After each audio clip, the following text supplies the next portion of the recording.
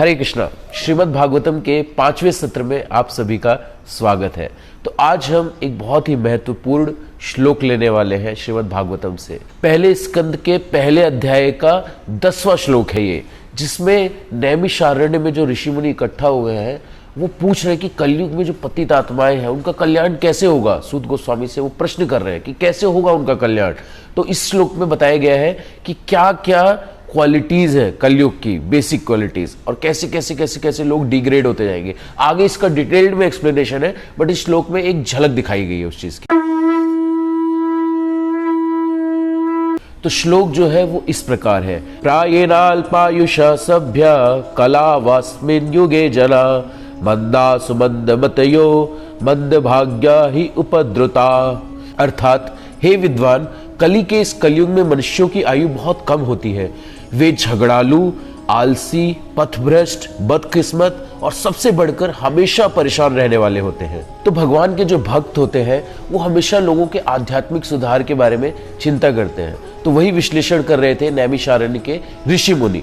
तो उन्होंने सोचा कि कैसे इनका कल्याण होगा, क्योंकि जो कलयुग के जो मनुष्य हैं उनकी आयु अल्प होगी। अल्प आयु मतलब कम आयु। तो जैसे कि हमें पता है सतयुग में जो मनुष्य की आयु होती थी वो थी 1,00,000 वर्ष। फिर त्रेता युग आया, त्रेता युग में वो घटकर हो गई 10,000 वर्ष। फिर आया द्वापर युग, द्वापर युग में वो घटकर हो गया 1,000 वर्ष। और अब आया है कलयुग। कलयुग में आयु है मनुष्य की 100 वर्ष। और 100 वर्ष भी देखें तो बहुत लंबा लगता है, वो भी आजकल कोई जीवन नहीं जीता है। तो नैमिषारण्य के ऋषि मुनि जो इसी बात पे चिंता कर रहे थे कि कैसे जो है मतलब मनुष्यों का सुधार किया जाए। ये इसलिए नहीं हो रहा, जो आयु घट रही है ये अपर्याप्त भोजन के कारण नहीं घट रही है, ये घट रही है अनियमित आदतों के कारण। बहुत ज्यादा इंद्रिय तुष्टि करना, भोग विलासों में लगे रहना, दूसरों की दया पर निर्भर रहना, ऐसे बहुत सारे फैक्टर्स हैं जिसके कारण हमारी आयु जो है वो घटती जा रही है। हाँ, लेकिन अगर हम नियमित आदत कर लें, अपनी जो नियमित आदतें वो सुधार ले, उसके बाद हम जो है स्वस्थ रह सकते हैं। तो एक क्वालिटी जो बताई है वो है आलस्य। कलयुग के जो मनुष्य है बहुत ही आलसी होते जाते हैं।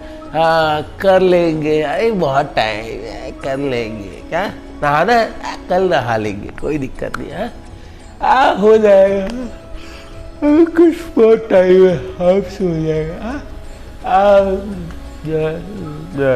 ऐसे ही करते रहते हैं आलस्य। तो ये भौतिक ही चीजों में नहीं, आध्यात्मिक साक्षात्कार के लिए भी मनुष्य बिल्कुल आलसी होता जा रहा है। जो हमारे मनुष्य जीवन का लक्ष्य है कि भगवत धाम वापस जाना भक्ति करके, वो मनुष्य तो कर ही नहीं रहा है। भौतिक और आध्यात्मिक दोनों ही चीजों में मनुष्य बिल्कुल आलसी होता जा रहा है। और इसके बाद राजनीतिक दलों के जो लोग हैं वो मनुष्यों को कैसे जो है भ्रमित कर रहे हैं। और भी बहुत सारी चीजें हैं जो मनुष्य को भ्रमित कर रही है, जैसे cinema, sport, gambling, club, mundane libraries, bad association, smoking, drinking, cheating, pilfering, bickering और ऐसी बहुत सारी चीजें। और इतना ही नहीं, अगर कोई व्यक्ति अगर कुछ सोचे भी कि मैं कुछ करूं जाकर, तो कलयुग में इतने सारी दुकान खोलकर लोग बैठे हुए हैं, बाबा लोग बैठे हुए हैं, कहीं ये दुकान खुला हुआ है, कहीं वो दुकान खुला है, वहां पर जाकर वो वैसे ही पथभ्रष्ट हो जाते हैं। क्योंकि वहां पे आत्म साक्षात्कार के नाम पे कुछ भी नहीं होता, केवल और केवल इंद्रिय तृप्ति होती है। तो वहां पे वो वैसे भी कुछ नहीं हो सकता। कलयुग में इतनी सारी दुकानें खुली हैं बाबाओं की। और उसके बाद अगर आश्रमों की बात करें, ब्रह्मचारी आश्रम रह नहीं गया है, कोई भी ब्रह्मचार्य का पालन कर नहीं रहा है, ना के बराबर। ठीक है, उसके बाद वो व्यक्ति जब गृहस्थ आश्रम में जाता है तो वहां पर वैसे वो इतनी सारी इंद्रिय तृप्ति करता है। वही व्यक्ति जब वानप्रस्थ और संन्यास आश्रम में आता है तो ऑलरेडी उसने इतनी इंद्रिय तृप्ति की है कि उसका दिमाग काम ही नहीं करता और वहां पर भी वो पथभ्रष्ट हो जाता है। तो अपनी अपनी विचारधारा के अनुसार लोगों ने अलग अलग प्रांत बनाए हैं, अलग अलग देश बनाए हैं, और शीत युद्ध है जो है चलता ही रहता है। ऐसे माहौल में सेल्फ रियलाइजेशन, आत्म साक्षात्कार का दूर दूर तक कोई नामो निशान नहीं है। होगा भी कैसे?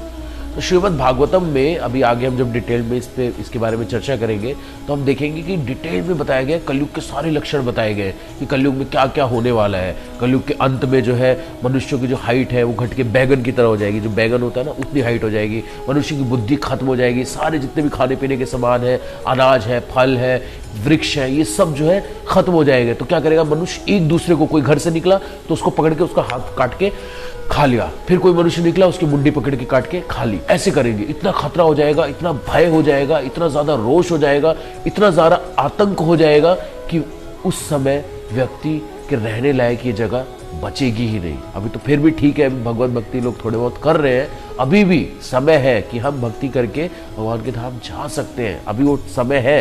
लेकिन कलयुग के जो आते धीरे धीरे आने वाले समय में जो समय आएगा, उस समय तो कुछ भी नहीं होने वाला, कुछ भी नहीं होने वाला, सब कुछ खत्म हो जाएगा। तो हमारे पास यही समय है।